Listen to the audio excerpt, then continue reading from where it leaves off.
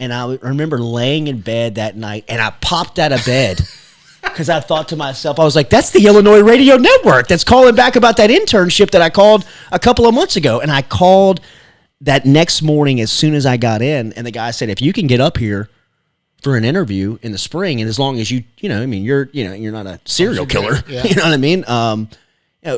We'll give you an opportunity. And my stepdad, David Vey, who's a very successful real estate guy, I remember telling him that morning, and that night he bought us a plane ticket, and we went to Chicago that weekend.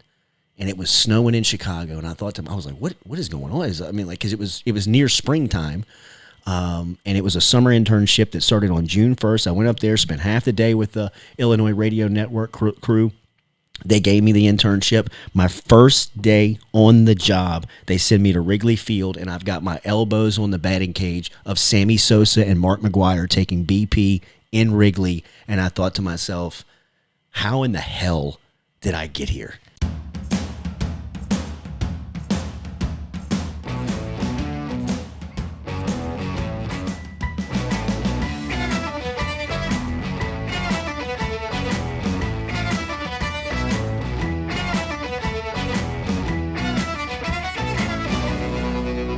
We would like to thank our title sponsor, B1 Bank. B1 Bank knows that entrepreneurs like you are always thinking one step ahead. So you need banking solutions that can keep up. It begins with lending. Does your business need working capital or financing for new equipment? How about a real estate or a construction loan? Good news, the B1 lending team is ready to learn your goals and help you find the best lending option available. Now let's talk about uncomplicating your daily cash flow. B1 offers a full array of treasury management services that let you collect funds faster, pay funds more efficiently, and access your information with powerful online tools.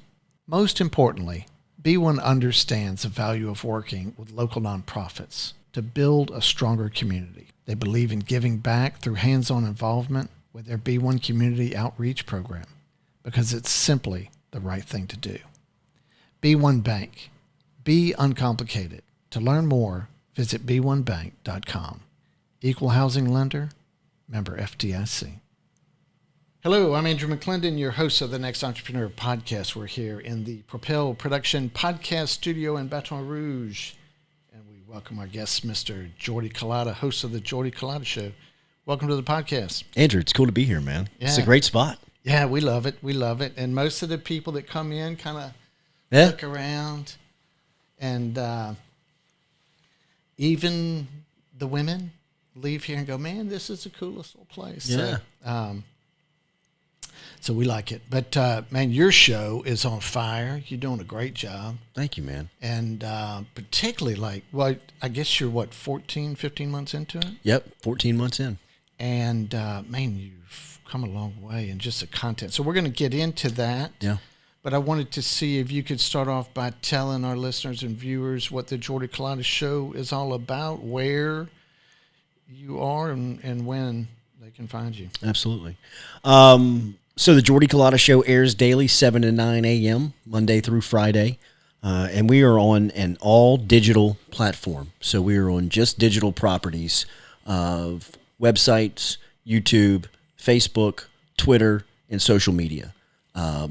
And we made that move in January of 2021 and really made our mind up that was going to be kind of where we lived as far as content creation went, because I was in traditional media. I came from the radio where I spent 9 years, 6 of those doing morning radio, and really I understood that time slot. I was comfortable in the morning. I'm kind of a morning person. I wake up early without an alarm, don't drink any coffee, and really kind of have a lot of energy as far as the morning time goes. So we create our content there, and where I was coming from in traditional media, I was moving on from one job, and it was kind of prohibited through contract language that I couldn't get on traditional media anywhere within a listening area. So in other words, you couldn't swap to another radio station. Correct. Yes, I couldn't go to another radio station within a certain listening radius.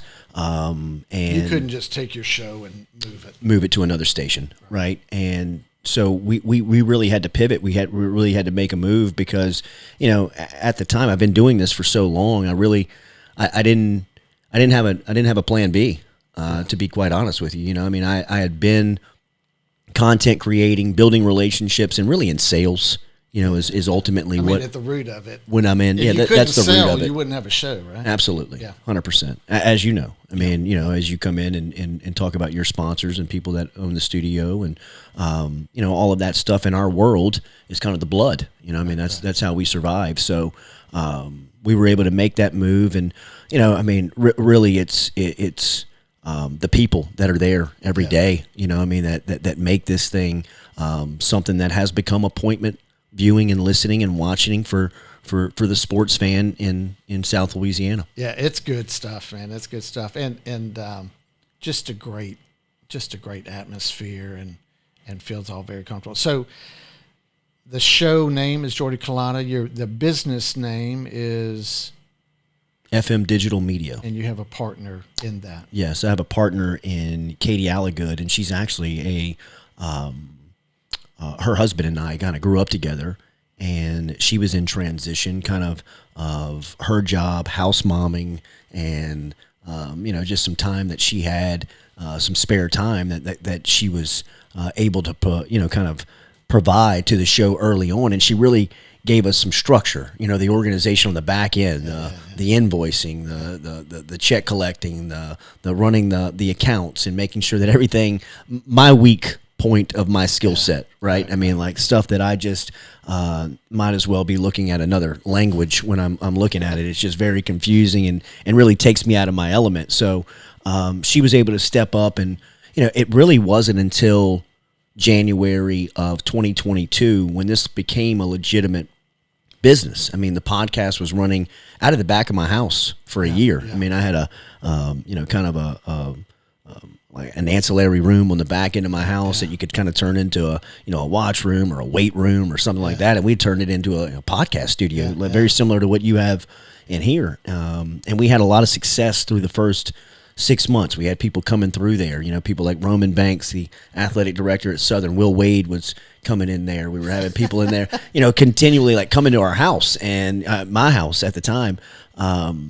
And we moved into a studio in January of 22. And must have been fun, when we did that, it was a hell of it's been a hell of an adventure, and it's still an adventure every single day. But once we got into the studio, we all kind of sat down and said, we need to make, we've talked about it for a while. Let's make this. This is something. This is something. Let's make this a business. Let's make this something that so you solidify can offer services and bring in people and rent podcasting studio space. And now that we have the capability and the facilities to do this. So it's an evolving process every single day. We just signed a contract with WAFB, a local television station here in town, who is going to help us push our content out. They need content. We need platforms. So it's kind of a perfect marriage here early on, where their digital properties have really become their primary source of sales. That's what they're really going out there on the streets and approaching business owners and decision makers with, the digital aspect of television, the app, and the ability to watch on your smart devices. And they need digital content. They need stuff that can drive people to those spots. And we have content digitally that we provide every day. And those conversations and those negotiations have been real fun and real cool as far as a learning experience goes. And actually, when I leave here today, I'm going off to WAFB to drop the contract off, and we should get off and set sail here. Oh, man, congrats. That is so cool. That's a milestone. Huh? It's cool. Yeah, it is. Yeah, we popped awesome. some champagne over it for sure. That's so cool. All right, so I wanted to back up a little bit and see how you got there, because that's big stuff that's transition right now. But I wanted to start by talking about some of the mentors in your life, and particularly I want to ask you about the role that your grandfather and your father have played in shaping your life and your career.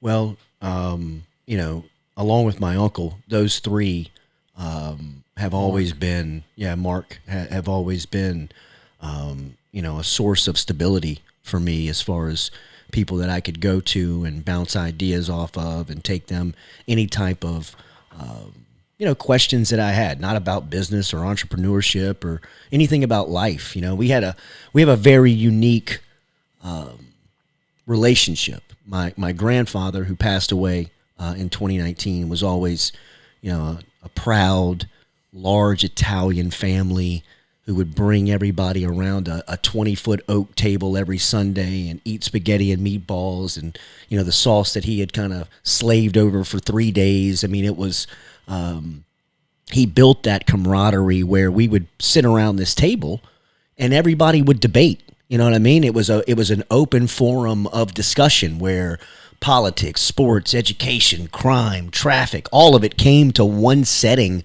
where you got the ability to see people that you knew, that you were comfortable around, that were confident, really kind of voice their opinions, voice their thoughts, and it would create good debate at the table. You never really saw it. It was very rare where things would become emotional and people would leave the scene or people would stomp out of there. It was always something that had an end to it, right? Where it was. It was good negotiation and debate that was going back and forth over things that people were passionate about. Yeah.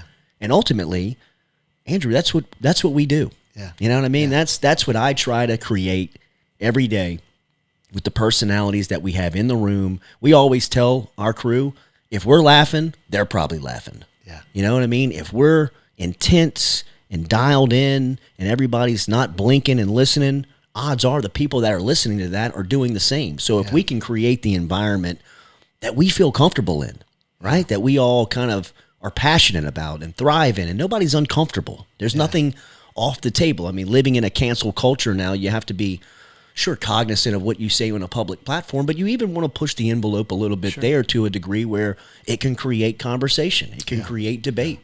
And I learned that at that dinner table growing up. Well, he was a great man, and I had great respect for him, and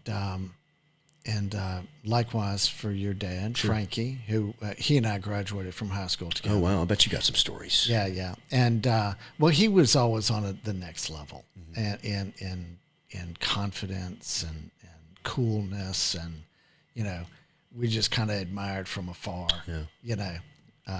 But I'm guessing that you got a bit of his confidence DNA. I saw, he and I's relationship it started around sports.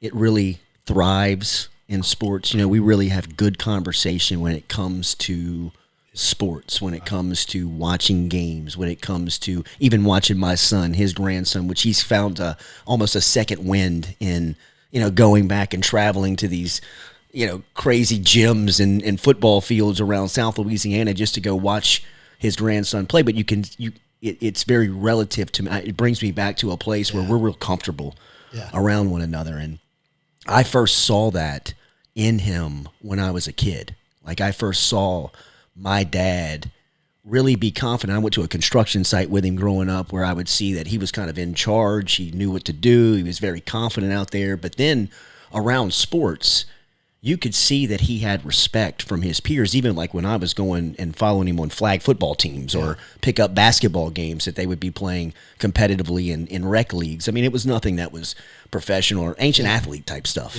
right? But you could see that he was very confident in that arena. He could talk it. He had respect from everybody that was around him when he was talking. It didn't matter if you were white, black, athletic, non-athletic. Everybody was kind of dialed into him, and I could see that, from a young age, that I feel comfortable in this space of talking sports. I kind of have seen it my whole life, and watching him play it, talk it, being around the people. I can remember being a kid, and dragging Shaquille O'Neal to a tailgate that my parents were at just because we had gotten to LSU early. I was just running around campus with some friends. We saw Shaq was a freshman. We brought him over to the tailgate. And I mean, our people were like, how did you get this guy over here? And it was really just kind of the stuff that I had seen. That he was never intimidated by anybody that he would be playing back. I mean, I remember him seeing Howard Carter after Howard had finished up and come back, and it was talking to him almost like they were brothers. You know what I mean? And I thought that was incredible how he broke that wall down so quickly, but between he and somebody that's really non-relatable in this room to a lot of people. I mean, this guy can jump and shoot and run and do all this stuff that 95% of this room wish they could do, right? And he was able to kind of break that down. And the way that he did it was he just treated him like a human being, and that really, and I always thought, even from a young age, I kind of used that tactic, and it always worked. You know what I mean? Like, to get Shaq, it wasn't strange to him. Like, looking back, I was like, my grandfather wants to meet you. Come over here, you know? And I'm like holding his hand through campus to drag him to a tailgate. That's so cool. And really, you know, the reputation that I've gotten in the business amongst peers is being able to get guests, you know, to being able to track down interviews and bring people in. And that's really, that's the sauce to it. I can remember watching your dad play in high school, point guard, bringing the ball down on the court, playing a team who I couldn't tell you who it was, but they were much bigger than us at CHS. And I remember, and Frankie wasn't that much bigger than me. I mean, you know, but he brought that ball down the court like he was 6'2", and had all. I can remember this look of confidence in him, and we were getting beat, but he was bringing the ball down, and he was going to make a play, and I still have that vision, but I remember years later running into your dad at a Harriman's florist shop on Perkins. And it was maybe the day before Valentine's Day, and we're getting flowers for our wives. And I was asking about the family. And I remember talking about you, and you may have been like 10 at that time. And he said, you know, Jordy just wants to be in sport. He wants to be a sports announcer, sports agent. And he told me this story. He goes, you know, even when he was 4 years old, he was walking around the house with a pencil and interviewing people, you know, like, he's wanted to do this his whole life, and that's what you're doing, which is really interesting. I remember, Andrew, leaving college and thinking, like, I graduated in general studies. I had a couple of options of things that included networking, right? Sales. I started as a lobbyist. My first year out, I was a lobbyist for a year for oil and gas for a very successful firm. But, you know, I didn't have the confidence in that arena that I did in sports. And I knew my entire life that I could always do and talk about sports. I remember our last game as a high school senior. I went to Parkview and graduated from Parkview in 1999, Parkview Baptist here in town. And we played Redemptorist up at the Rock on the last game against Sid Edwards, was a young coach for Redemptorist that night.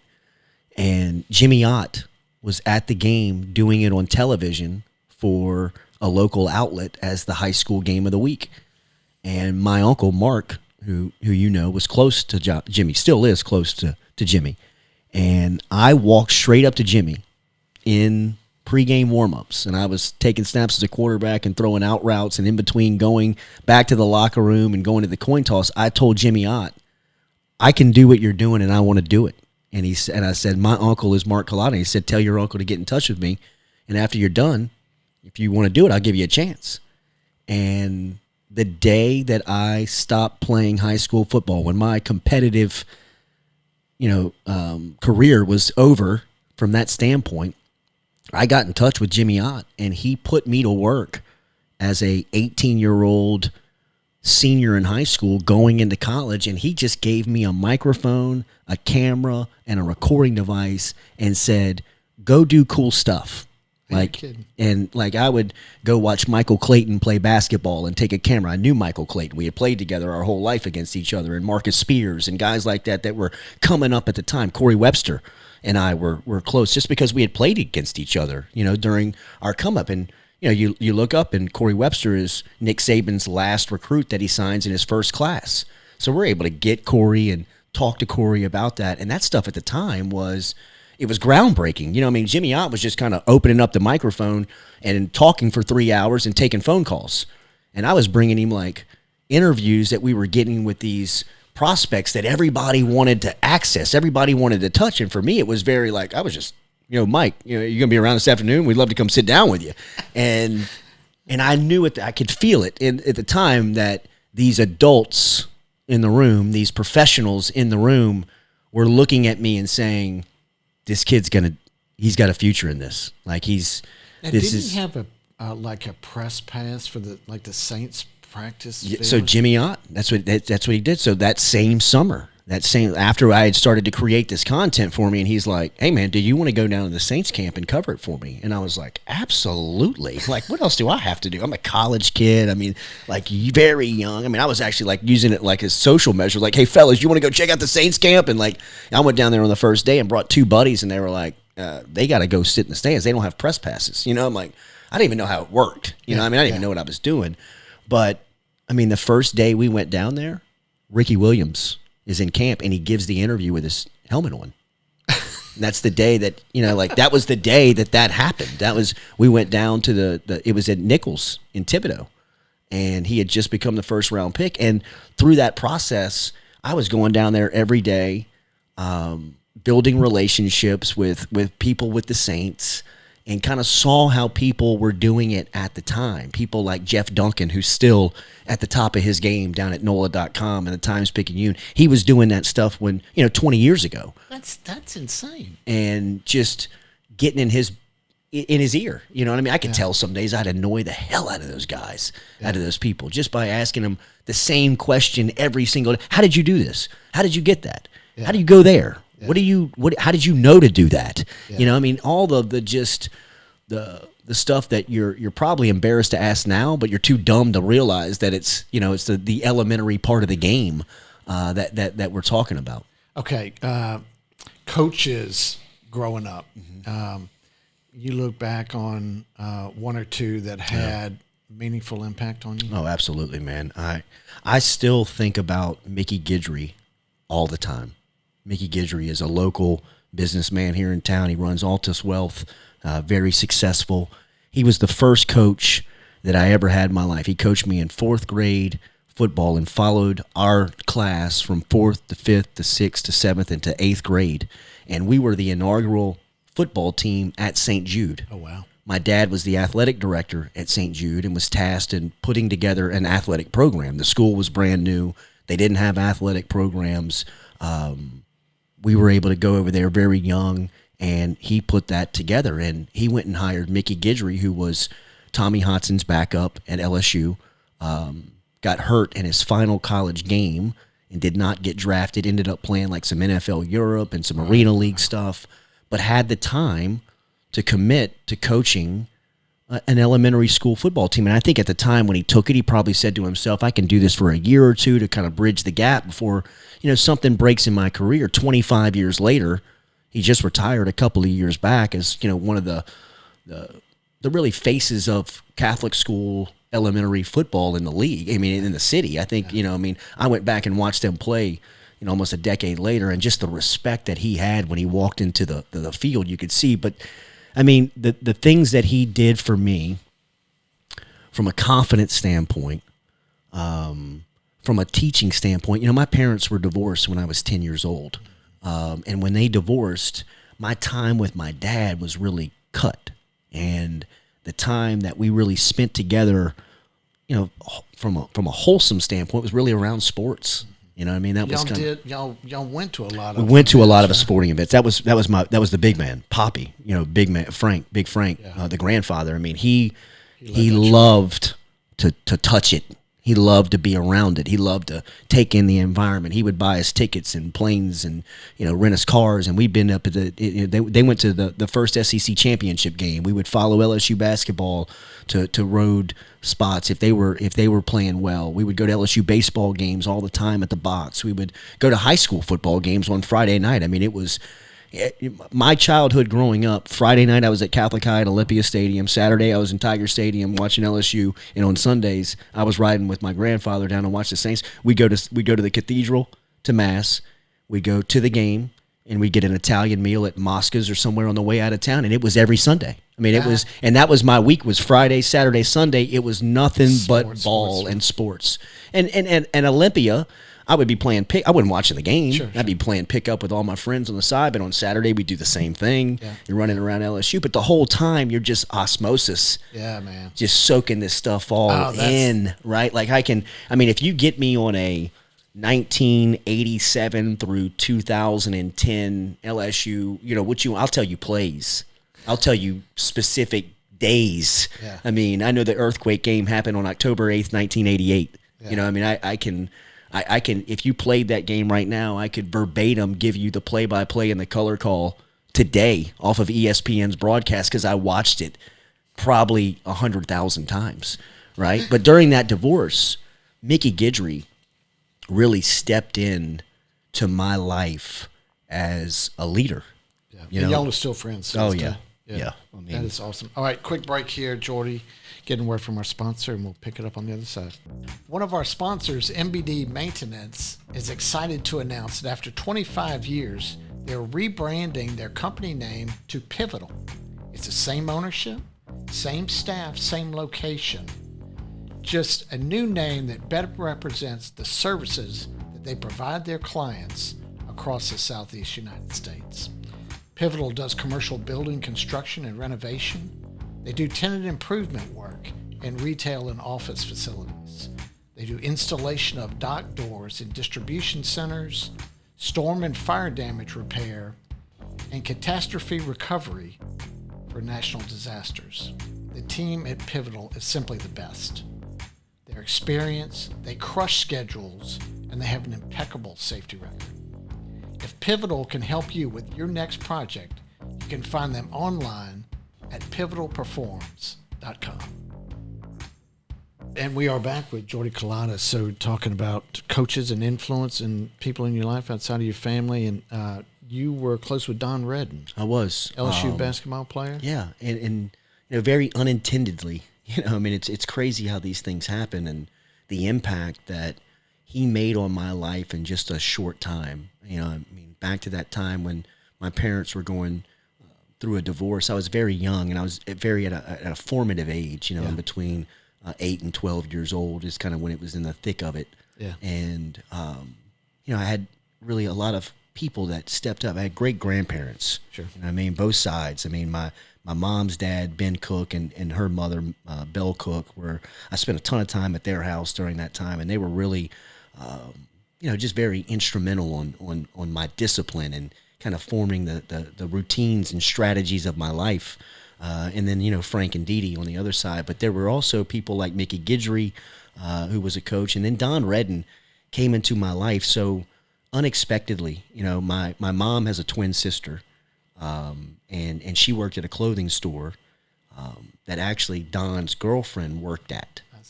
And it ended up being my stepmom's store, Nanette Kader. Oh, yeah. So worked there. And Don would be in there when we would go see my aunt. And he would always kind of be hanging out, just kind of visiting with his girlfriend. And I kind of met him there. And then my dad was a local official in town, and he would referee 6th, 7th, and 8th grade basketball. And Don was a St. George basketball coach. And for whatever reason during that time, Don took a liking to me and he would bring me to LSU basketball games. I would go with him to these St. George games and sit on the bench with him during the game, almost like an assistant, but have no role. But he would allow, I'd dress up in the slacks and the button down and hold the clipboard and felt like I was, felt like there was no way that they could play the game without me. You know what I mean? Like, this is not going to happen if I'm not there tonight, Mom. I got to go to this St. George game.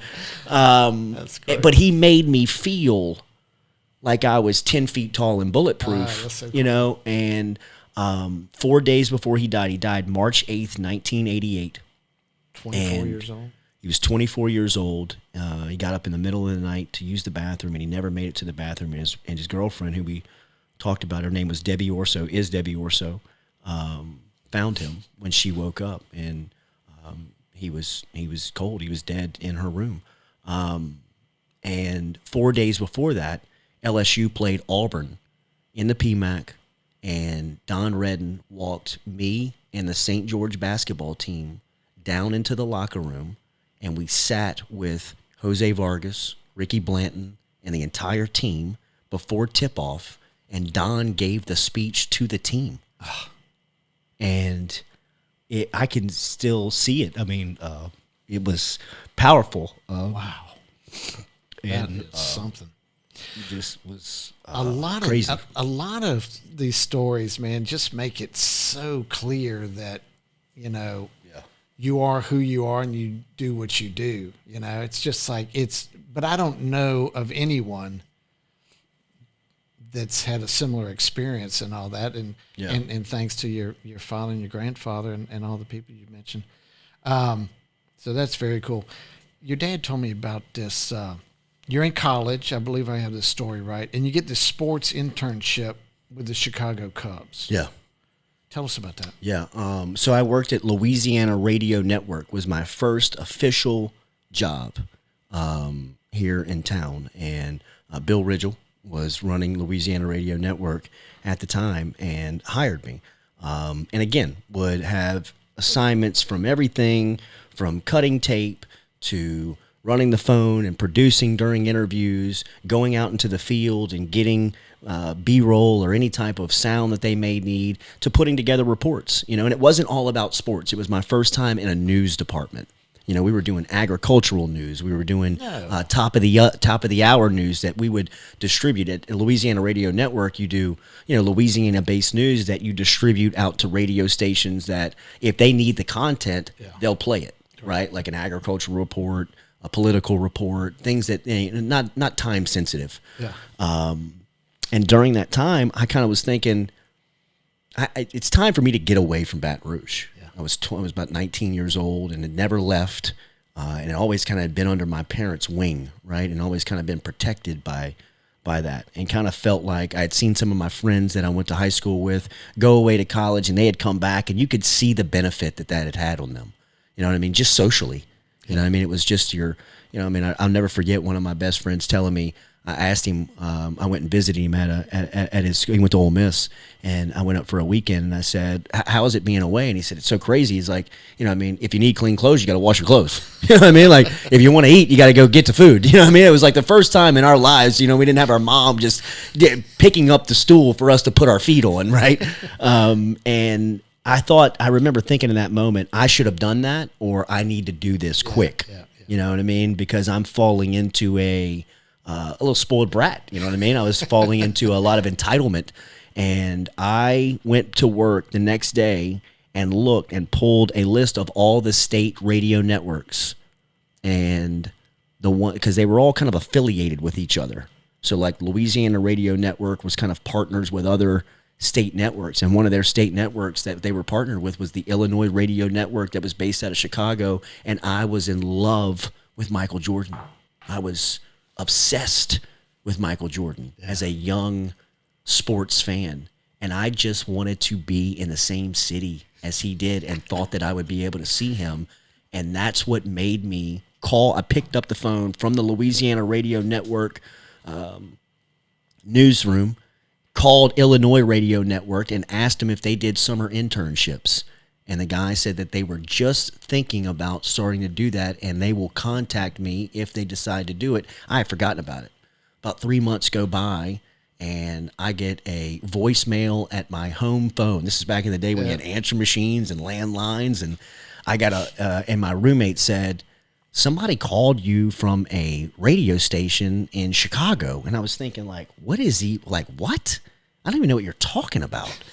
And I remember laying in bed that night, and I popped out of bed because I thought to myself, I was like, that's the Illinois Radio Network that's calling back about that internship that I called a couple of months ago. And I called that next morning as soon as I got in, and the guy said, if you can get up here for an interview in the spring, and as long as you're not a serial killer, you know what I mean? We'll give you an opportunity. And my stepdad at the time, a local stepdad, now it's still my stepdad, David Vay, who's a very successful real estate guy. I remember telling him that morning, and that night he bought us a plane ticket, and we went to Chicago that weekend. And it was snowing in Chicago, and I thought to him, I was like, "What is going on?" Because it was near springtime, and it was a summer internship that started on June 1st. I went up there, spent half the day with the Illinois Radio Network crew. They gave me the internship. My first day on the job, they send me to Wrigley Field, and I've got my elbows on the batting cage of Sammy Sosa and Mark McGwire taking BP in Wrigley, and I thought to myself, how in the hell did I get here? Like, what am I even doing here? And that's the season It's a Of the season big of home run 62. race. It was the summer of 62. Yeah. It was the summer that they went on the home run chase, and the first day I was there, both of them went yard. Oh. And it was magical, man. I mean, it was just a summer in which I was humbled. You know what I mean? I I finally got my ass whipped a little bit by life.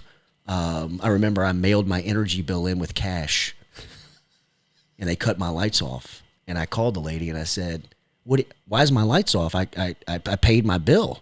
And she said, are you sure you sent it to the right address? I said, yes, ma'am. I put the $25 in the envelope. And she said, you sent cash? She said, where are you from? I said, I'm from the city. She said, this is a big city, boy. That ain't gonna work. She said, you got to go pay your bill with either a check or I had to call. I mean, it was very much, it needed to happen in my life. It was it's time to grow up type moment, or at least take that next step from, your mom's house to the real world. Man, it was incredible. What And Big Frank came up the last weekend I was there. And still to this day, one of the proudest moments I have in this business is I gave him my field pass at Wrigley Field during pregame and a batting practice. And my uncle and I, Mark and I, watched him he walked down the line, grabbed a piece of the ivy, put it in his pocket, walked back up the line, and stood and watched batting practice. And it was as if he was floating. It was like his feet weren't even touching the ground. And when he came back up, you could tell that it was like he had accomplished something. Yeah. You know what I mean? Like it was something in his life that he will talk about. And I remember him telling all of his prideful Italian buddies and cousins and uncles and all of them when he got back to the room calling. And Mark and I just thought this is a cool moment that we were able to provide him. And that was kind of man, it was. And that's I'm in the right business. Providing that. Yeah, that's pretty awesome. It was awesome. And it was a North Side South Side series. It was the White Sox versus the Cubs. So it was a hell of a day. So was it that summer that you did actually get to meet Michael Jordan? I did. I saw him. I didn't actually meet him, but I saw him, and it was because I worked with a guy at the Illinois Radio Network that was very similar to me, but he was from Chicago. Yeah. So he was able to kind of tell me, he was like, look, this is where he hangs out. This is where he plays pickup basketball. You're guaranteed to see him if you go to these spots. And I mean, the first couple of weeks that I was in Chicago, I was psychotic. I mean, I was doing some things that I was like, bro, you need to check yourself. I mean, it's 11 o'clock at night and you're camped out at some, you know what I mean? Like some high rise apartment, like you're like you're the paparazzi, you know what I mean? And I don't even know what I was going to do if I saw him. You know what I mean? Like, hey, Mike, you know what I mean? Like, perfect. See you tomorrow. You know, like, see you later. I guess that was all it was. That was all it was. Cracked up to be. But I mean, and he owned a restaurant. I don't know if he still owns it, but it was called Restaurant Blue in Chicago. And he would go eat lunch there after lunchtime. He would go at 3:00, and then he would play pickup basketball in this most inconspicuous gym in the middle of downtown Chicago. It was like a warehouse, amongst all of these big buildings, and you were walking down the street and it looked like a door, just like you would have to walk into your studio, and you open the door and it's like, woof, you're in this state-of-the-art basketball gym, and there was Reggie Miller was in there, Stacey King, a lot of the old Bulls were in there, but guys that were around the area, like Minnesota, and a lot of those pros were there playing pickup with a 1-year retired Michael Jordan. And he had just there's a story, he would have come back, and he wanted to come back in 99, but on a golf trip, he cut a cigar and he cut through his finger on his right finger. And if he would have been back, he would have been out of the regular season because he had surgery on his finger to repair, and he had just gotten that fixed. I remember that was kind of what everybody was talking about in the gym, that Mike's playing today. Mike's going to play today. Mike's going to play today. And we walked, and the guy that I was with walked us in, and as we were walking in, he caught the ball and did the Michael Jordan sweep and backed somebody down and turned and faded away. And it happened from me to that wall. And I thought to myself, oh my God, I am in sports heaven. This is as good as this job will ever provide me an opportunity to just be a fan. And something happened to me that day in watching him. And the guy that runs the Illinois Radio Network said, I can see how cool today was for you, but if you want to be good in this business, you got to get over that. And I thought to myself, that's a hell of a piece of advice, because I see the people that are fans in our business that, you don't get over that fandom, and you take that into a press room, right? And you can't cover that up. Yeah. And I mean, you lose credibility. You can lose credibility because of that. But it was it was an out of body experience. I mean, like, 'cause as soon as the door closed, as soon as you turned, there he was. Yeah. Right. And it was just like, it was like as if I was like standing right next to myself watching it, because. Now, were you there as in a press capacity? No. I mean, the guy that I was with, You're in there as a stalker. He understood. Capacity. Yeah. Well, the guy that I was with was like, we're going to make this happen. It had been like 2 weeks, and I was like, I can't find him. I've been everywhere. You know what I mean? You tell me his office is at the top of the Sears Tower. I've been camped out there for 2 weeks. I've never seen him come in and out. He's like, bro, I'm taking you. We're going to go to Restaurant Blue. We're going to eat lunch there, and then we're going to the pickup gym. I said, bro, if we don't see him, you know what I mean? I'm moving back. And I mean, you open the door, and he was right there. And he had the leg sleeve on, and he had the sweatband on, and the cutoff. And I mean, it was Michael Jordan at 38 years old, balling. And it was great. I mean, it made the whole summer worth it. It was just, and Chicago is a great place. It is such a great city. It's a great place. Yeah. My daughter lived there for a while. She had lived in New York previously, where she went to school. And so we just were going to New York. And then she moved to Chicago. And then we just started going to Chicago, and we didn't go back to New York for like maybe 8 years. Right. And it is a great city for sure. All right, so let's start talking about. There's some fantastic stories there, by the way. How you got into the radio business here back in town, because I want to spend some time on that. We could obviously talk forever, because you've got some great stories, but let's try to focus in on your show, Off the Bench. I mean, is it fair to jump into that? Absolutely. Yeah. So how did you get that gig? So I started at Guarantee Media in 2010, and I started as a salesman. And Jordy Rush, who's the vice president at Guarantee Media, still is, was a great mentor for me in this business. As somebody who really showed me, kind of the X's and O's of radio, but also showed me how you have to sell to survive in this business. Jordy is one of few that has come through this market that can be a hybrid. You can put him on a microphone, or you can put him in a boardroom, and he's going to crush it. And I was able to have a front row seat of watching that for 8 years, while I was, really dialed in as a salesman and as an on-air host. And for the first 3 years that I was there, it was just cutting my teeth in sales. Yeah. He just taught me how to sell. He would throw things at me and give me challenges and tell me to sell things and, tell me the incentives to sell things. He would bring me on sales calls and show me how to sell, taught me how to speak the language, taught me what mattered in selling radio and media. And then, the whole time I went to Guarantee, the reason why I was beating on their door and trying to get in, they used to call me the stalker before I got the job, because I would show up everywhere and I would knock on the door. I think and I would Michael call Jordan him. called you that too. He probably would. But it was just because I knew at this point in my life I was very limited in what I could really do, and I felt very confident that I could talk sports and that I could sell.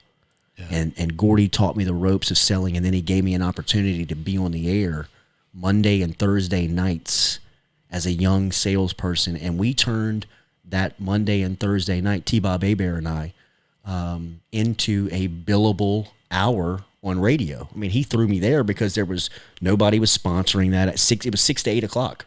Yeah. All of his programming from 7 a.m. to 6 p.m. was all billed. People were paying for it. There were sponsors in there. But 6 to 8 o'clock was kind of like this island. Like, bro, go figure it out. Yeah. You know what I mean? Like, it does me no harm unless you break FCC violations. Right. Don't get on there and say anything stupid. Don't cuss. But, go do what you want to do. Go cut your radio teeth on this time slot. But tell me how it works. Like, so you're doing that, but you're having to sell Sure. But ads to cover your expenses there. But I'm not covering my radio show expenses. I'm a salesman for Guarantee, which is I'm selling all of their radio stations. They own LSU Sports. You're able to sell LSU Sports over there.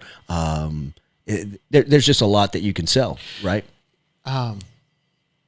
Yeah. So I was kind of interested in your thoughts on when you look at the competitiveness of sports that you experience, growing up playing the sports and watching them, and the competitiveness of being in business and sales. They seem to be closely related. 100%. I really think that a team sales room is very comparable to a locker room.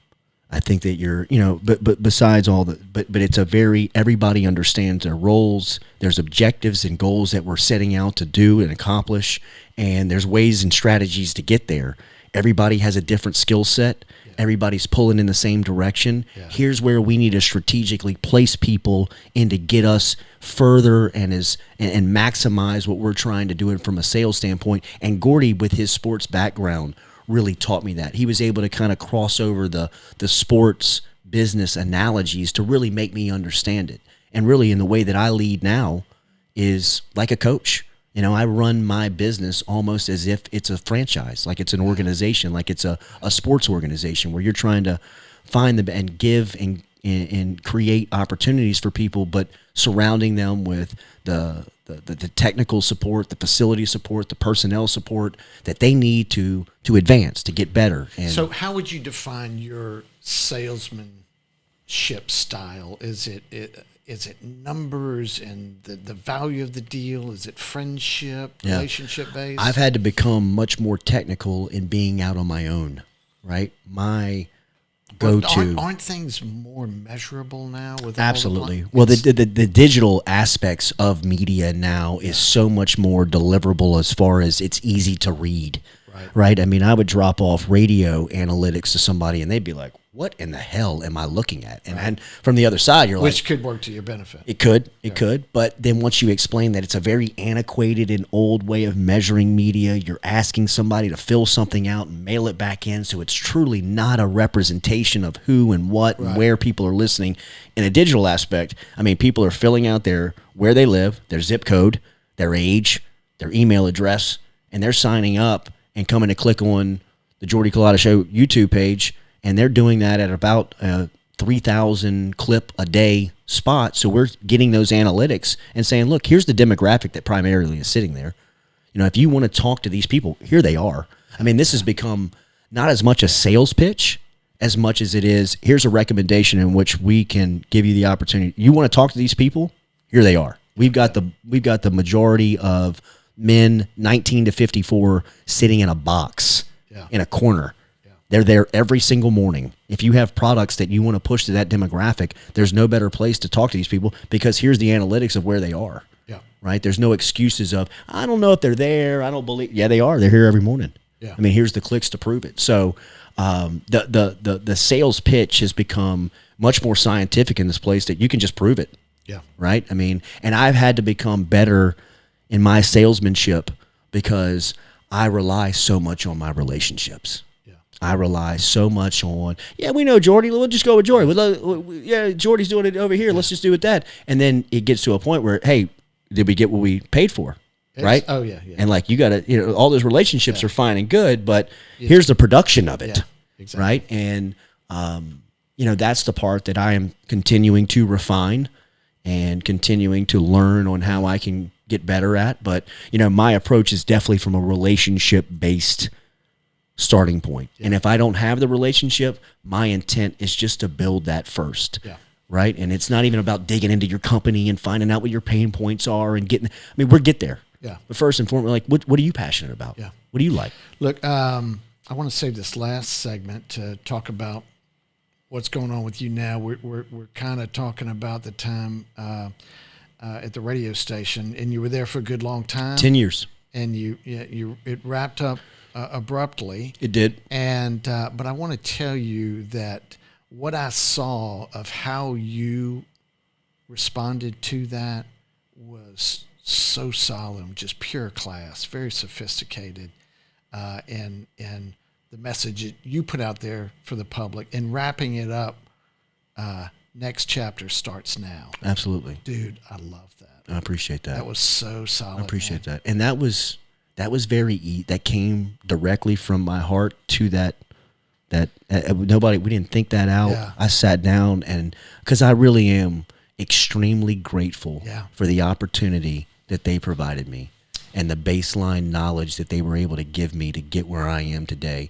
And look, man, everybody still, not everybody, but people still ask me, like, what happened?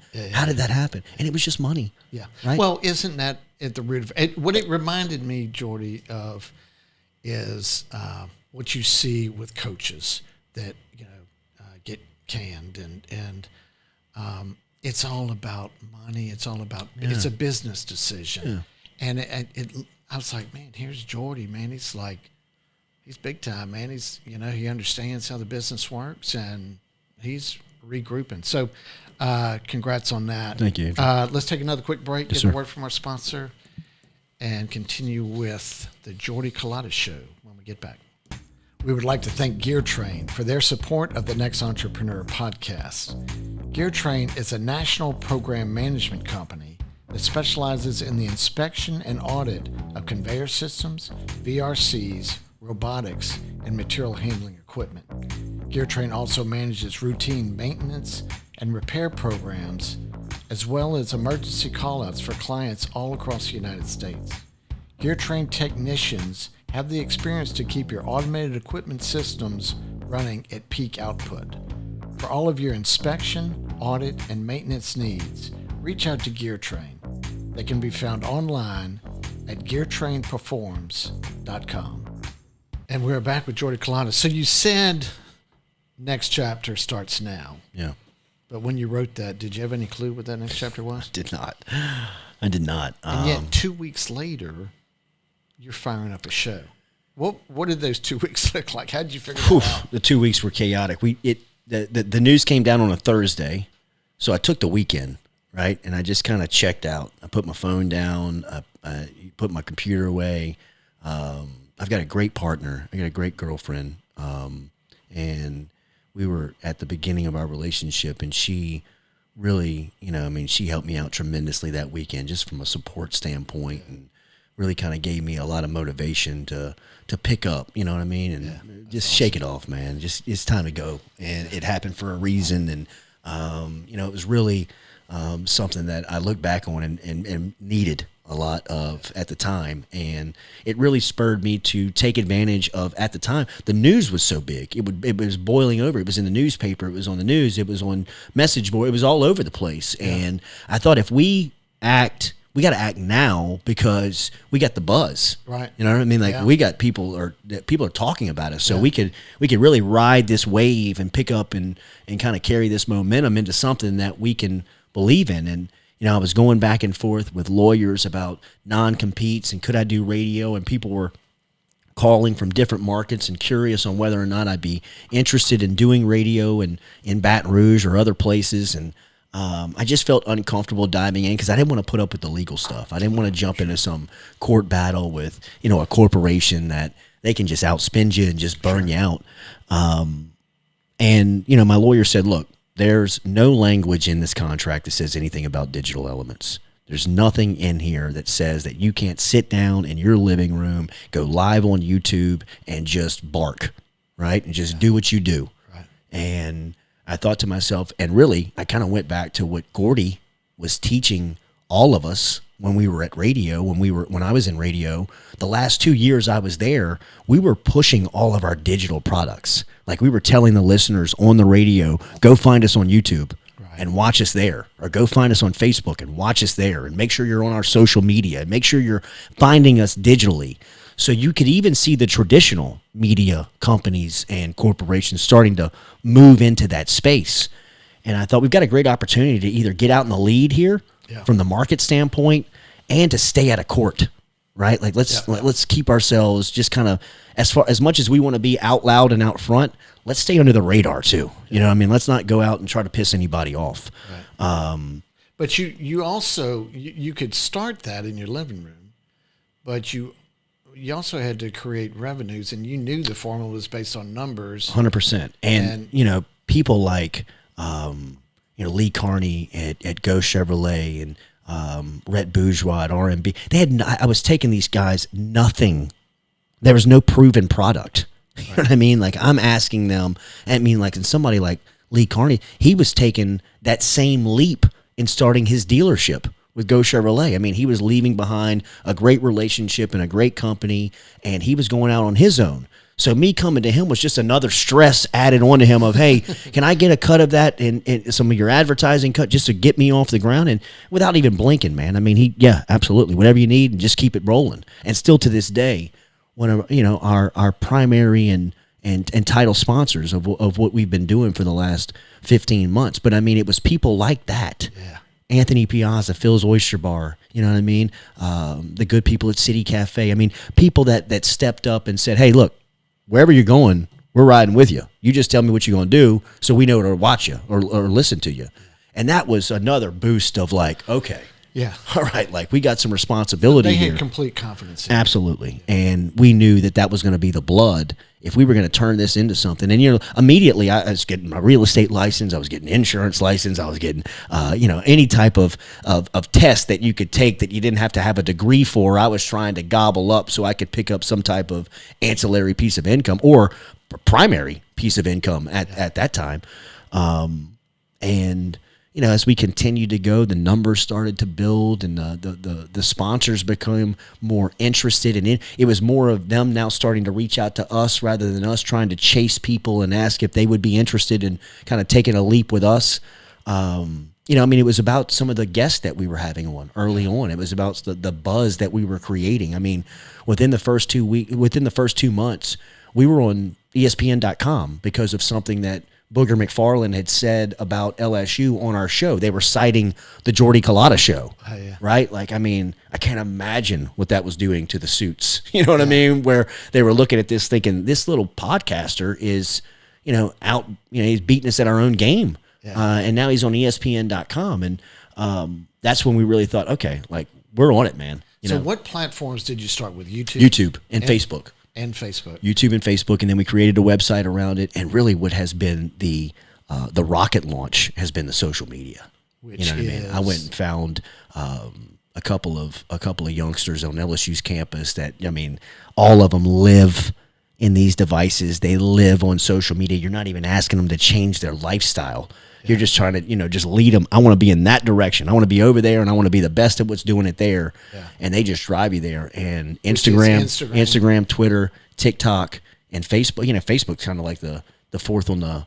But we're everywhere. You know, we make sure if there is a social media platform that you're able to find us, because, like I said, I mean, all of us in this room. I mean, what's the one common denominator that we all have? It's this phone. Yeah. You know what I mean? And we all are obsessive over it. I mean, I guarantee you, you know, people will leave sport coats and wedding rings behind before they leave their cell phone behind. Yeah, yeah. And that's just kind of the way of our medium. And it's a very powerful way to create content and to create digital marketing plans. We have seen our business now expanded. I am now offering our clients not only a place where you can put your ad into content, but let us take your marketing and handle your search engine optimization. Let us handle your e-commerce sites. Let us manage your social media.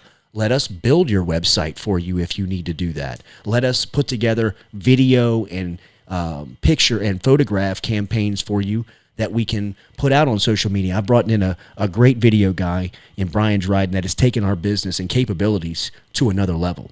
From almost an agency standpoint now, when we approach people, it's more of a, hey, what's your marketing plan? Are you paying attention to your digital strategy? Do you understand what your digital strategy at least needs to be at the elementary level, right? From a search engine optimization. If you're in roofing, if somebody types in Baton Rouge roofing, does your name populate? Yeah. Does your business populate? No, it doesn't. Do you want it to? It should. Yeah. This is how you do it. We can build that into a marketing plan that we're now taking. That must be so exciting. It is. It's cool, man. It's cool. I mean, you know, you're in this phase. I'm in this phase now where you can't learn enough. Yeah. There's not enough knowledge building that I can do. Everywhere I turn, I'm listening to a podcast, I'm reading a book, I'm looking at speakers, I'm trying to find people that are doing it on social media and following them. But it's just, it's very exciting. So it seems like, I can't quite pinpoint it, but it seems in the last few months, like the video part has just blown up, and like clips from LSU practice field. Absolutely. And I'm like, this is new.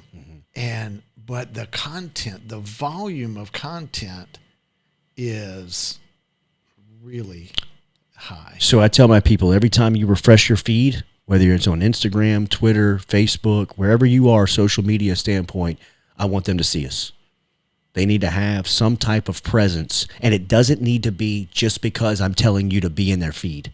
It needs to be something that they're interested in.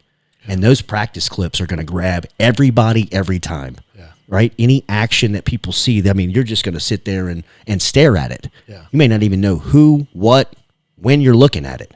But I know that that's purple and gold playing football. I'm stopping. And we know that that's a formula that people are always going to gather around that trough and eat, is the LSU football trough. It doesn't matter what you put out. Recruiting, coaching, practice clips, people are going to stop. And now you've been getting players in the studio. And that's been a difference. You know, I mean, Tyrann Mathieu came and sat with us for an hour. And he came into Baton Rouge for a week. And he landed on Monday morning at 9 o'clock. He went up and met with Brian Kelly and the coaching staff and walked through the facility. And he was at our place at noon. And he was on with us live for an hour. And the credibility that gave us in the LSU football locker room, because Mathieu is now taking that social media and he's retweeting it. Now, he's putting it right on his. Before he'd signed with the Saints? It was about 3 weeks before he signed. Okay. And we talked to him about it. But he was now putting that on his social media. So all of those people that follow him are watching and seeing on social media. And now our direct messages, our inbox of messages are just flooded with football players saying, we want to come in. We want to talk. We saw how easy it was for Ty and how much he loves you. We want to talk. We want to be a part. And, you know, one thing that we try to hold ourselves to a standard to is that we want to pull the truth out of you, out of the subject, but I'm not going to make you uncomfortable. I'm not going to put you up against the wall and give you some type of question that I want it to be a safe space, but I also want it to be a platform that you're truthful. You're honest. I mean, you're not bringing people in to grill them. Absolutely not. But it's to get out meaningful content, you know, there's a tremendous value in that. There is. So let me ask you, start to wind down here. Your business is just flying, and I'm super pleased to see how you're crushing that. But you do talk about meaningful content on your show. I mean, I think that's kind of one of your brands, right? Absolutely. But there's some things that I wanted to get your input on, like NIL, and what's good about it, what's right about it, and what's wrong about it.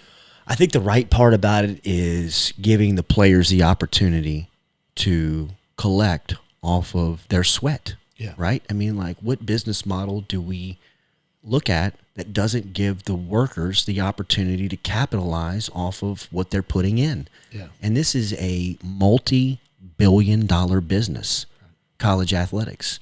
And, you know, the thought that Joe Burrow didn't make any money for the interest that he brought into LSU during 2018 and 2019 doesn't feel right. I mean, it doesn't feel like that's right. So the opportunity now for, you know, somebody like Miles Brennan to collect off of his name, his image, and his likeness just makes too much sense.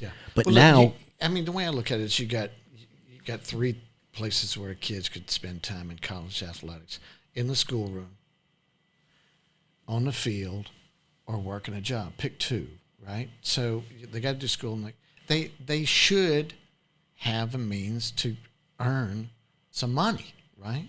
Absolutely. So from that perspective, it makes perfect sense. It does. You know, I mean, but where it's now starting to trend into what are we doing is this pay-for-play model that looks like is being set up with collectives where you're just taking these passionate college boosters. Texas A&M's doing it better than everybody. And that's why Nick Saban made that comment last week, because he's pissed off.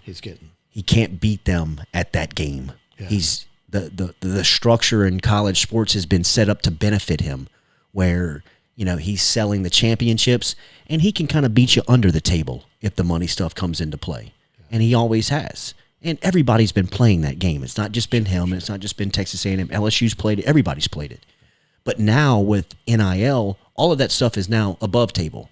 All of that stuff is legal, and the rules have not been written to regulate it. So now it really is kind of the wild, wild west, and Texas A&M just has more money, more passion, more fuel and fire to win right now, and Jimbo Fisher has spurred those guys into building a collective of money that he's got access to every year, where he's just going out and he's outspending everybody, right? I mean, like Jacoby Matthews, number one safety in the country, was in Ponchatoula.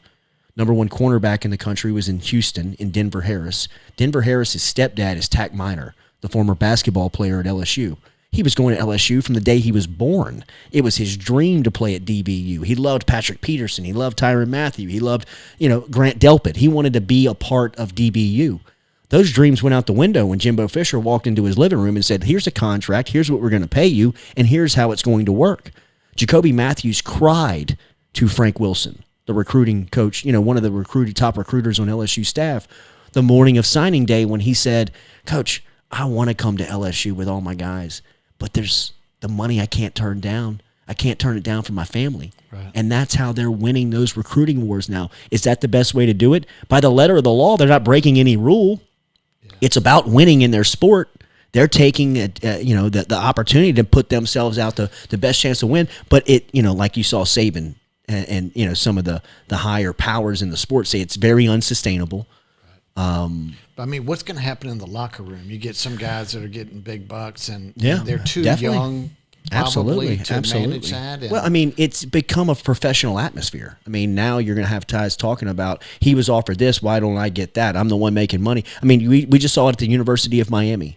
The University of Miami is playing NIL like Texas A&M. They have a booster down there who's worth, a couple of multi-billion bucks. Doesn't have, money's really no object to him. He owns a company that he's trying to get off the ground. He just went and paid a basketball player at Kansas State who's transferring in $400,000 a year. That guy's got 2 years remaining of eligibility. He's going to pay him $800,000 from a cumulative standpoint over the next 2 years. Miami's top scorer from last year said, either pay me or I'm leaving. Right? Like, I mean, you've already seen that stuff start to kind of dwindle down and have a ripple effect of, Miami won the Big East. Like they won the ACC last year. I mean, they were a part of a championship group that made it to the Elite Eight last season. And their top scorer is saying, you either pay me or I'm out, because you went and paid one of these transfers $400,000 a year. What's that make me? I was the best player on the team, and we made it to the second weekend of the tournament. So, I mean, you're already starting to see. I mean, even Saban and Fisher going back and forth. Yeah. Like you've seen Pittsburgh's head coach, Pat Narduzzi, who his wide receiver, Jordan Addison, won the Biletnikoff Award last season. It goes to the best wide receiver in college football. Lincoln Riley and USC obviously tampered with Jordan Addison, called him while he was on Pittsburgh's. I'm not saying that Lincoln Riley did it, but somebody from USC got in touch with Addison's camp and said, hey, would you go to Southern California if they offered you $3 million? You're damn right I'd go to Southern California for $3 million. The kid's 21 years old, right? I mean, but Narduzzi came out and said, I called Lincoln Riley, and I had choice words for him in the way that they operated this thing. So you're starting to see coaches going back at each other. You're starting to see people starting to kind of boil over. You're starting to see, kids starting to demand, if you don't pay me, I'm leaving. Yeah. I mean, so that's not what it was intended to do. Yeah. That's interesting. So before NIL, the SEC was really just getting stronger and stronger and stronger. Do you see NIL making them even stronger? Is it going to help spread out the talent to wherever the money is? The way that the model is built right now, the rich are going to get richer and the poor are going to continue to fall further and further away from being competitive, because now you'll see teams like USC, Miami, big market teams start to make moves back because you've got big money and big boosters who are willing to pay kids to come in to the market. I mean, that's not going. You're also seeing these Division I Power 5 schools like LSU, Alabama, Georgia, Florida State, all these schools go into the lower tier schools and take their best players. right? So it's killing the group of five, essentially, where you're seeing anybody who is successful at that level. And now with the transfer portal rules in NIL, where you can transfer anywhere and you're eligible immediately. You can leave Alabama tonight and be immediately eligible at LSU tomorrow. And there's people that are getting in contact with those people off of the record saying, hey, come to LSU, come to Alabama, come to Texas A&M, come to Georgia. We've got X amount waiting on you, and all you got to do is send out an Instagram post every month. Whatever there has to be some type of deliverable for the player. Yeah. But I mean, you could write it up where you send a tweet a week. Man, I feel like I'm a guest on the Jordy Culotta show. This is awesome. So let's wrap up here, Jordy. I've enjoyed this conversation so much, but I did want to comment that I think the greatest sign of career success is doing a job that you would do for free. Mm-hmm. And I had this conversation with your dad about that, and he said that's exactly where you're at. No doubt. I mean, I wake up at 4 o'clock every morning. I don't set an alarm. I don't drink coffee. I bounce out of bed. I'm getting old. You know what I mean? I have a kid. He keeps me active.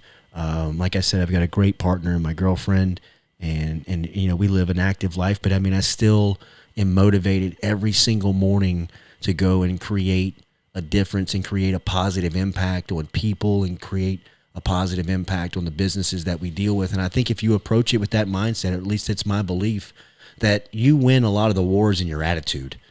Yeah. You win a lot of the debates and the negotiation and the way that you treat people.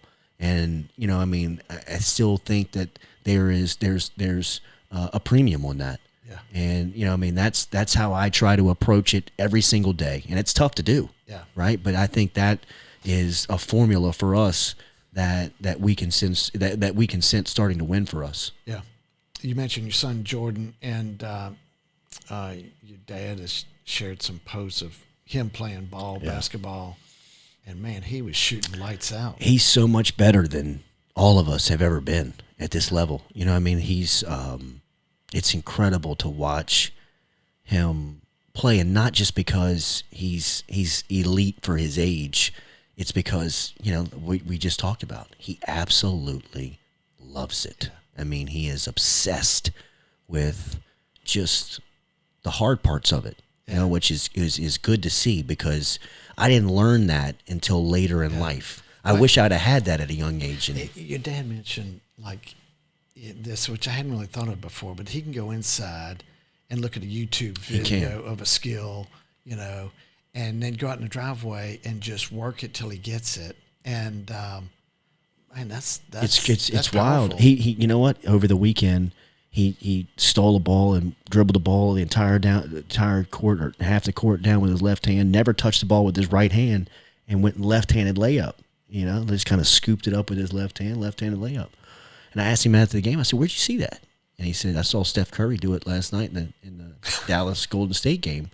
And it's something that he had been practicing on the left hand. He just didn't, wake up and do it. Yeah. But he thought, this is a great opportunity to try this right there. And really, I didn't have the guts to do that first and foremost. Yeah. I mean, I would have thought I could do it, but I'm gonna wait and do it in the driveway a couple more times before I try to do it in the competition. Yeah. And it's cool that generation. Like we were talking about, all of us live on our phones. I mean, you got to take that stuff away. It's like a drug to them.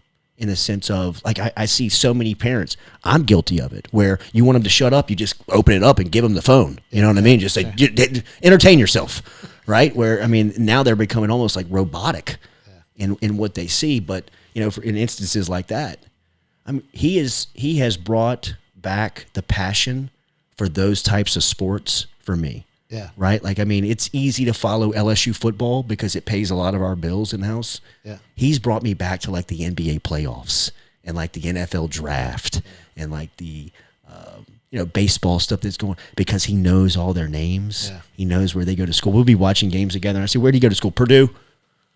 "Who's that?" "He's from Eastern Illinois, second round pick." It's exactly how I was when I was 10. So I know exactly where he is, and now it makes me, it kind of lights a fire for me to watch games with him and kind of pick his brain. It's routine where I'm like, "Jay, who is that?" He's like, "Dad, you don't know. It's your job, Dad."